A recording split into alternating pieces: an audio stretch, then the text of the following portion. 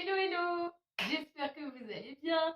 J'ai donc l'intention de poursuivre la préparation des verrines. Donc là, on s'en va préparer une verrine à l'avocat et à la menthe. Donc c'est le duo menthe-avocat qui marche super bien. Bon, comme je vous le disais dans une précédente vidéo, j'ai l'habitude de préparer des buffets, des vins d'honneur, etc. Et c'est vraiment là, je vais préparer les verrines qui marchent le mieux. Donc là, on va être quand même, donc comme je vous le disais, on va être une petite vingtaine. Inch'Allah d'invités. Ce week-end, on a une réunion familiale. Et donc là, j'ai mis 6 avocats. Voilà, voilà, parce qu'on n'oublie pas que là, on prépare des verrines, hein, donc ce ne sont pas des hors-d'œuvre individuels. Donc là, j'ai 6 avocats que j'ai coupés. Par ici, je vais prendre de la menthe. Idéalement, on part sur de la menthe fraîche. Il n'y a pas mieux que les feuilles de menthe fraîches. Mais comme vous le savez, je suis pressée, je n'ai pas de menthe fraîche chez moi. Donc, je n'allais pas sortir pour ça. Là, j'ai préparé de la poudre de menthe séchée. C'est bon, mais visuellement, en tout cas, la menthe fraîche est quand même bien meilleure. Donc là, je mets ma menthe. Il faut être généreux, hein. Quand on est sur de la menthe fraîche, pour cette quantité-là, j'aurais mis facilement un bouquet et demi de bouquet. Facile. En feuilles, hein, donc, comment on appelle ça, les fibres. Donc, et bien sûr, on essaye de prendre la menthe la plus fraîche possible.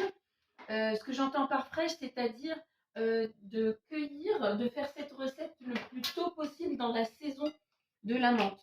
Parce que comme vous le savez, plus la menthe reste... en gros, quand on approche la fin de l'été, la menthe devient extrêmement fibreuse. Et c'est pas bon. C'est vraiment pas bon. Très désagréable en bouche. Donc, donc là, je prépare, je vais mixer tout cet ensemble en rajoutant et en n'oubliant surtout pas l'équivalent. Là, j'ai un citron et demi. Donc, on y va franco, on mixe tout. Il faut qu'on obtienne une purée et délicieux. À tout de suite. Et on retourne à nos préparatifs. Donc là, comme encore une fois, ce n'est pas pour moi, c'est pour... il est où mon poivre? Donc c'est pour toute la famille, donc je vais saler, hein. Voilà, donc j'obtiens une vraie pommade. Comment je fais ça? Voilà. C'est extrêmement lisse.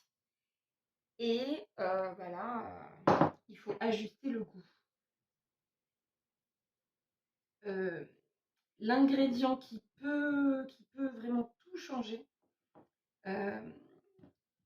en termes de résultats, c'est le citron. Il faut en mettre quand même une bonne quantité, mais il ne faut pas trop en mettre non plus.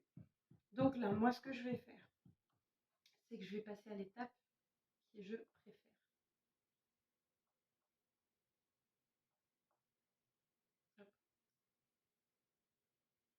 Et bien, franchement, habituellement, je rajoute un peu de quelque chose. Mais là, je suis super contente du résultat. Alhamdulillah. Mais écoute, du premier coup, je vais mettre ça dans mon deuxième pot à mayonnaise et mettre ça au frigo, voyager avec. Et puis, ça supporte super bien le voyage. Voilà. Donc, je vais vous montrer un petit exemple dans 5 secondes, dans une vraie verrine. Et je vous dis à tout de suite.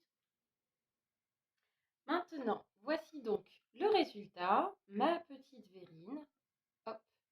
C'est super compact. En fait, c'est une pommade. Et c'est particulièrement bon. Moi, je vous embrasse et je vous dis, sahetkom, essayez, c'est super facile et très, très, très, très savoureux. Je vous embrasse, à très bientôt. N'oubliez pas les petits pouces, vos commentaires me font toujours plaisir. Gros bisous!